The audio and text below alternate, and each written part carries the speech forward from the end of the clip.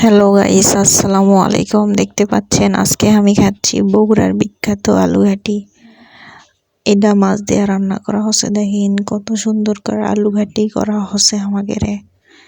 আমি এখন গপাত গপাত করে খেয়ে নিচ্ছি। দেখেন সেই স্বাদ লাগিচ্ছে আমার কাছে। আপনাদের কাছে কেমনটা লাগবে কবার পারবো না, কিন্তু আমার কাছে সেই লাগতেছে। আলু ঘাটি বড় বড় মাছ দিয়ে কাটা হচ্ছে। দেখেন কত বড় একটা ল্যাসের কাটা পেয়ে গেছি আমি ঘাটির মধ্যে।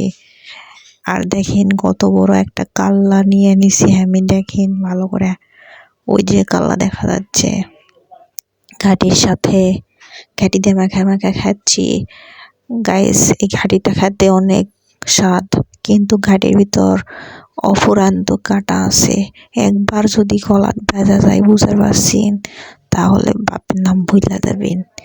দেখেন গাইস কত বড় কাল্লা, বড় মাছ দেয়। এগুলা ঘাটি করা হচ্ছে আমাদের বাড়িতে। আপনারা কে কে খাবেন চলে আসেন আমাদের বাড়ির, দাওয়াত থাকলো। আপনি